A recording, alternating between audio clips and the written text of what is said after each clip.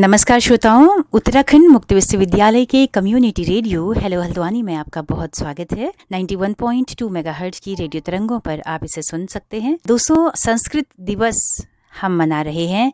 उत्तराखंड मुक्त विश्वविद्यालय के डिपार्टमेंट ऑफ संस्कृत में assistant professor doctor Neeraj Joshi ji इस वक्त हमारे साथ मौजूद हैं और संस्कृत सप्ताह के बहाने हम पूरी इंडियन नॉलेज सिस्टम के बारे में बात करेंगे कि कैसे संस्कृत जो है वो एक तरह से गेटवे है भारतीय ज्ञान परंपरा के लिए और कैसे उसकी एक केंद्रीय भूमिका है, उस पर बात करेंगे। तो विस्तार से हम आज इस पर बात करने वाले हैं। बहुत ही महत्वपूर्ण बातचीत ही रहने वाली है। डॉक्टर नीरज जोशी जी, आपका बहुत बहुत स्वागत है।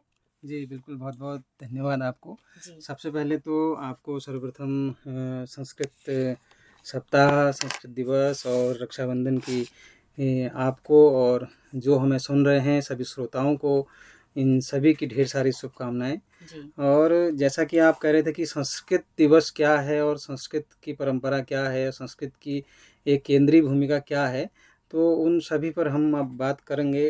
जैसे सबसे पहले हम देखें कि संस्कृत जो है एक भाषा तो है ही, लेकिन भाषा के अलावा क्या है कि जो हमारा जो सारा भूखंड है उस भूखंड की एक भाषा है। यानी एक संस्कृत क्या है, विद्या अमृत मसनुते है, यानी विद्या जो है वो अमृत देने वाली है। यानी जब किसी चीज़ का हम अमृत की बात करते हैं तो उसका सार तत्व होता है, यानी किसी को परिमार्जित जो रूप होता है, परिमार्जित का भी परिमार्जित जो रूप होता है वो है संस्कृत। जैसे संस्कृत का एक हम देखें, संस्कृत का जो शब्द है दो शब्दों से मिलकर बना है। एक है सम, सम का अर्थ है संपूर्ण, एक है क्या कहते हैं कृत, कृत का अर्थ है वह किया हुआ, यानी जो संपूर्ण जो पहले से किया हुआ है वो संस्कृत है। और संस्कृत में जो है क्या है कि इसकी परंपरा है, प्राचीन काल से लगभग 4000 वर्ष पूर्व से यह परंपरा चली आ रही है। वेद के बाद पुराण, पुराण के बाद जो है अपना ये आधुनिक साहित्य, लौकिक साहित्य, वर्तमान आधुनिक, इस प्रकार से परंपरा अनवरत रूप से यह परंपरा जो है चल रही है। और बात करेंगे कि जो संस्कृत दिवस है उस संस्कृत दिवस में जो है ये रक्षाबंधन जो है, रक्षाबंधन और पूर्णिमा के दिन ही जो है संस्कृत दिवस को क्यों मनाया जाता है, और इस पर कई सारी चीज़ें हैं। तो सबसे पहले तो यह है कि जो वैदिक एक विधि है, वैदिक विधान है, उस विधान के अंदर आता क्या है कि जैसे हेमाद्रि एक संकल्प होता है, तो वैदिक काल में क्या होता था, जब हम किसी भी इस पौर्णमासी को जो है यज्ञोपवीत को परिवर्तन करने का एक विधान है, उसे ही हेमाद्रि संकल्प से हम उसको परिवर्तन करते हैं और रक्षा उस दिन बांधते हैं। तो ये न बद्धो बलिराजो दानवेंद्रो महावलतिनत्वामन बदनानि रक्षे माचल माचल, यानी रक्षा हो आपकी। यजमान पुरोहित जो है जजमान से कहता है कि आपकी जो है इस प्रकार से रक्षा हो। तो इस रक्षा को आबद्ध करके, बांध करके जो है इस प्रकार से परिकल्पना वह पुरोहित जो है यजमान के लिए करता है।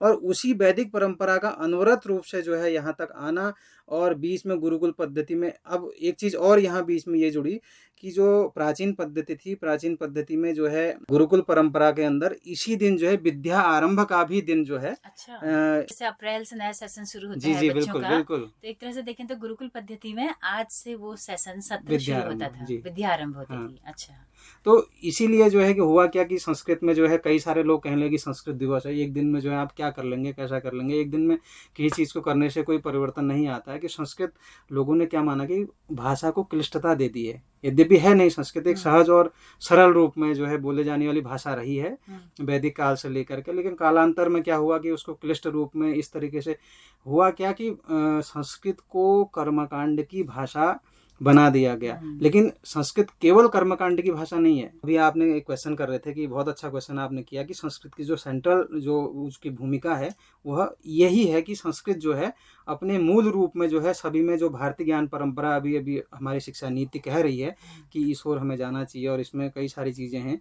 तो ये सब चीजें तो आपने कहा कि कर्मकांड की भाषा ही नहीं है, बोलचाल की भाषा भी थी वो वैदिक काल में। बिल्कुल बिल्कुल। तो अभी तो खैर कॉन्वेंट स्कूलों ने भी अपने वहाँ संस्कृत विषय की शुरुआत कर दी है, तो एक ही अच्छी पहल इसको आप देखते हैं। जी बिल्कुल, हमारे उत्तराखंड का जो द्वितीय राजभाषा है वो संस्कृत है, और हमें गर्व है कि उत्तराखंड सरकार इस ओर कई सारे काम कर रही है। लेकिन कुछ विलम्ब से वो कार्य हो रहे हैं, लेकिन आने वाले समय में हो सकता है कि उन पर एक अच्छा कार्य सरकार करेगी। जी। और सर, कब से ये मनाया जाने लगा दिवस के तौर पर? सबसे पहले तो मैं आपको बताऊं कि जब 1 अक्टूबर 1996 को जो संस्कृत का एक आयोग गठन हुआ, उस गठन में जो है प्रोफेसर सुनीति चटर्जी थे उसके अध्यक्ष। तो तब से हम जो है संस्कृत दिवस के रूप में जो है इसको बना रहे हैं, ये श्रावणी पूर्णिमा को। तो यानी संस्कृत दिवस 1996 से। लेकिन हुआ क्या कि जब बाद में सरकारें आते रही जाते रही, तो बीच में जो पूर्व हमारे प्रधानमंत्री जी थे अटल बिहारी वाजपेयी, तो उनके कार्यकाल में क्या हुआ कि संस्कृत दिवस को सप्ताह पर्यंत बनाने का एक उन्होंने वो निकाला कि आप संस्कृत जो है रक्षाबंधन के 3 दिन पहले और 3 दिन बाद तक जो है संस्कृत सप्ताह भर जो है विभिन्न संगठनों के द्वारा विश्वविद्यालयों में और विभिन्न गुरुकुलों में और विभिन्न मंदिरों में इस प्रकार से इस परंपरा को अनवरत रूप से हम बना रहे हैं। और हमें बड़ी खुशी हो रही है कि उत्तराखंड के जो रेडियो है, इस रेडियो के माध्यम से हम सभी श्रोताओं से जुड़ रहे हैं और इस परंपरा को उन तक पहुंचा रहे हैं। बिल्कुल बिल्कुल। तो सर मुझे लगता है कि अब सबसे पहले हम भारतीय ज्ञान परंपरा पर हमें बात करनी चाहिए, है ना? जी बिल्कुल जी। तो ये भारतीय ज्ञान परंपरा आखिर है क्या, और संस्कृत की इसमें किस तरह से एक की भूमिका है, केंद्रीय भूमिका है? जी, सबसे पहले तो क्या है कि जो संस्कृत की जो केंद्रीय भूमिका है, उस केंद्रीय भूमिका को समझने के लिए हमको जो है अभी जो नई शिक्षा नीति है, उस शिक्षा नीति को थोड़ा सा जान लेना होगा। तो उसी हम जानेंगे तो भारतीय ज्ञान परंपरा को भी हम सहज रूप में समझ लेंगे। तो सबसे पहले क्या है कि जो भारतीय ज्ञान परंपरा है, जो हमारी नई शिक्षा नीति है, उस नई शिक्षा नीति में हुआ क्या कि जो विज्ञान है, उस विज्ञान के साथ साथ जो मानविकी को भी जो है उन्होंने बराबर का दर्जा दिया है, यानी इक्वल दे दिया है। कैसे? क्योंकि भारतीय ज्ञान परंपरा में अभी आगे इस पर चर्चा करूंगा कि जैसे छात्रों का जो व्यवहार है, जो उनकी बुद्धि है और उनके जो कार्य है और उनकी जो विचार और सोचने की जो समझ है, उनका जो कौशल, मूल्यांकन यानी नैतिक मूल्य जो भी हैं, उन मूल्यों में जो भारतीयता का विस्तार हो, ये जो है भारतीय परंपरा है। और इसी दृष्टि से क्या हुआ कि जो नई शिक्षा नीति है, उस नीति का निर्माण हुआ और भारतीय मूल और उसके जो गौरव बना रहे, इस अध्ययन अध्यापन की पद्धति में वह आए और लोग उस ओर आवृत्त हों, प्रवृत्त हों और उस ओर बढ़ें। इसके विकास के लिए जो है वैश्विक पटल पर जो है इस प्रकार के कार्य और एनईपी द्वारा सुझाव दिए गए और उसी दृष्टि में जो है इस ओर हम बढ़ रहे हैं। और इस दृष्टि की पूर्ति के लिए जो है जैसे कि बहुभाषावाद और जो भाषा की शक्ति और त्रिभाषा सूत्र, ऐसे जो नई शिक्षा नीति में ऐसे शब्दों का प्रयोग किया गया और उन्हीं के माध्यम से जो भारतीय युवा हैं, उन युवाओं को जो सांस्कृतिक है और राष्ट्रीय एकीकरण की दृष्टि है, यानी अपने देश की भाषा और अपने देश का जो वैभव है, उस वैभव को पहचानने का उनमें एक कहें कि समझ पैदा करना, ये इसका मूल उद्देश्य है। और इन्हीं उद्देश्यों को और रोचक बनाने के लिए जो है शिक्षा नीति ने इस प्रकार किया और संस्कृत को सेंट्रल इसलिए बनाया क्योंकि संस्कृत एक प्योरली साइंस की भाषा है। आज नासा जो है इस पर कार्य कर रहा है और विभिन्न सारे संगठन जो है आज संस्कृत की तरफ बढ़े जा रहे हैं और आने वाले समय में जो कंप्यूटर की जो लैंग्वेज है, उस लैंग्वेज को भी जो है पूर्ण रूप से जो कोड है, पासवर्ड के रूप में जो है संस्कृत को उसमें माना गया है कि संस्कृत सबसे उपयुक्त जो है भाषा जो है इसके लिए है।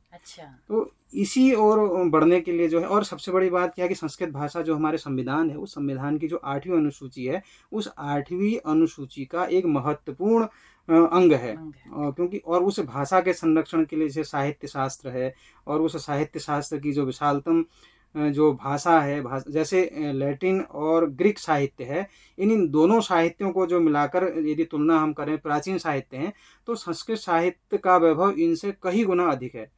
और इसमें जो परंपरा की बात करें कि इसका जो विशालतम भंडार है संस्कृत साहित्य का, उसमें गणित हो गया, अपना दर्शन हो गया और अपना साइंस है, आयुर्वेद है, ज्योतिष शास्त्र है, संगीत है, राजनीति विज्ञान है, चिकित्सा है, यानी वास्तुकला, नाटक, कविताएं, यानी ये विभिन्न प्रकार का जो साहित्य है, ये सभी विद्याओं का जो है आगार का एक स्थान रहा है।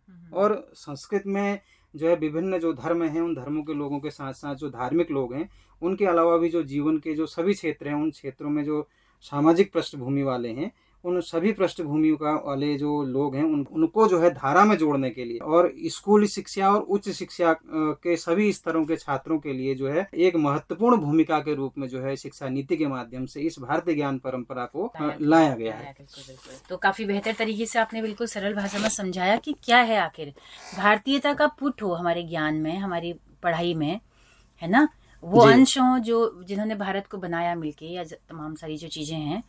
तो अभी और क्या सर आगे को और बताना चाहेंगे इसमें? जी आगे हमारा जो विश्वविद्यालय है, संस्कृत विभाग जो है भारतीय ज्ञान परंपरा को और आगे बढ़ाने के लिए कार्य कर रहा है और विभागीय रूप से विभागीय शिक्षक सभी लोग इस पर संलग्न इसमें कार्य कर रहे हैं। हमने प्रथम प्रयास में जो है संस्कृत भाषा में जो है इस IKS भारतीय ज्ञान परंपरा में जो है प्रमाण पत्र पाठ्यक्रम जो है हम अभी शुरू कर रहे हैं, जो आगामी जो है दिसंबर पर हम जो है इसको शुरुआत भी विश्वविद्यालय से करेंगे। अच्छा, जी 6 महीने का ये कोर्स होगा। बिल्कुल जी, इसी तरह से देश भर के अन्य विश्वविद्यालय भी इस तरह से कोर्सेज तैयार कर रहे जी होंगे। बिल्कुल कर रहे हैं, क्योंकि लेकिन सबसे बड़ी यहाँ की प्रसिद्धि यह है कि हम जिस कोर्स को बनाएंगे परंपरागत जो संस्थाएं होती हैं वहाँ पर किसी भी पाठ्यक्रम का निर्माण हो जाता है और फिर पुस्तकों के माध्यम से विद्यार्थी उनको अध्ययन करता है। लेकिन हमारे वहाँ की जो ODL की जो सबसे बड़ी खूबसूरती है, हम विद्यार्थी को, शिक्षार्थी को उसके मूल उद्देश्यों को उस पाठ्यक्रम में बतलाते हैं और उसे SLM के माध्यम से दूरस्थ तक उस शिक्षार्थी को पहुंचाते हैं, जिससे क्या है कि वह सहज और सरल रूप में अपने विश्वविद्यालय से और अपनी परंपरा से जुड़ने में समर्थ हो पाता है। जी जी जी जी। तो बहुत सारी बातें बताई सर आपने। मैं जानना चाहूंगी कि आपका रिसर्च भी क्या संस्कृत पर ही होगा? जी बिल्कुल डेफिनेटली बिल्कुल, आप संस्कृत में ही किया है। तो क्या आपका विषय था? मैं भी संस्कृत में जो है ये ज्योतिष शास्त्र से संबंधित मेरे विषय रहा है। अच्छा जी। अभी मैं देख रही हूँ कि इस बीच में भारतीय ज्ञान परंपरा पर काफी रिसर्च हो रही है। जी हो रही है। लोग जो इनरोल हो रहे हैं तो वो उनकी पहली प्रायोरिटी है कि वो इस पर करें रिसर्च, है ना? बिल्कुल। तो ये भी एक अच्छा कदम है। जी इस पर जब कोई चीज नियम बनते हैं, कोई चर्चा में कोई विषय आता है तो उस पर फिर काम भी होना शुरू होता है और उसमें फिर रोजगार के अवसर भी बढ़ते हैं। तो अगर आज के बच्चे इस कोर्स को करना चाहें तो कहाँ कहाँ उनको फिर रोजगार मिल सकता है? जी बिल्कुल, बहुत सुंदर क्वेश्चन है, क्योंकि आजकल जो है कोई भी शिक्षा है, सर्वप्रथम जब विद्यार्थी उस शिक्षा से जुड़ता है तो पहले वो देखता है कि मैं भविष्य में इससे क्या क्या प्राप्त कर सकता हूँ और कहाँ कहाँ तक जा सकता हूँ। तो सबसे पहले जो हमारी जो भारतीय ज्ञान परंपरा है, यदि इससे व्यक्ति जुड़ता है और इस कोर्स को करता है तो एक तो सबसे पहले क्या है कि भाषा का जो पकड़ है, उस भाषा की जो मूल जो जननी है, उस भाषा के तत्व को वह जान सकता है। और उससे क्या होगा कि अगर हम भाषा को जान लेते हैं तो हम किसी भी सहज इतर जो भाषाएं होती हैं उनमें हम प्रवेश कर सकते हैं। संस्कृत यदि उसकी होगी तो वह किसी भी भाषा को जो है सरलतम रूप से वह जान पाता है।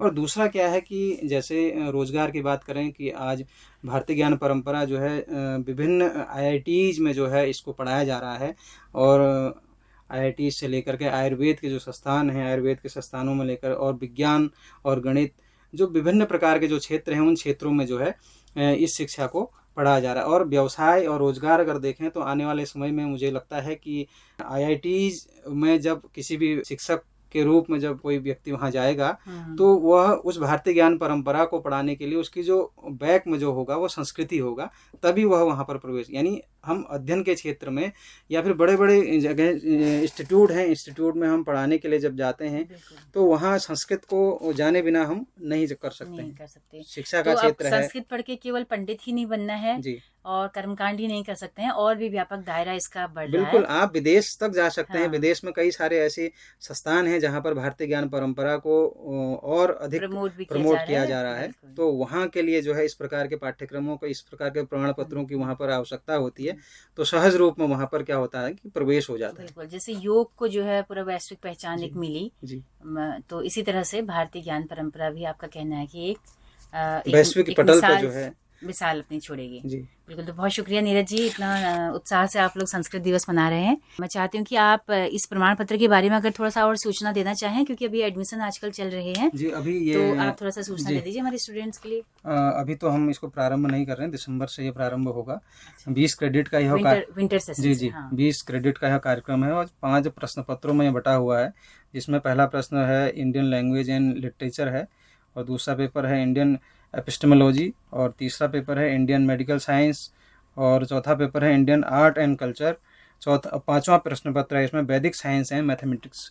यानी पूरा का पूरा जो हमारी एक परंपरा है, उस परंपरा को इस पाठ्यक्रम के माध्यम से हम सभी शिक्षार्थियों को और जो भारतीय ज्ञान परंपरा से स्नेह और आगार रखते हैं उन सभी के लिए हम इसको तैयार करने जा रहे हैं।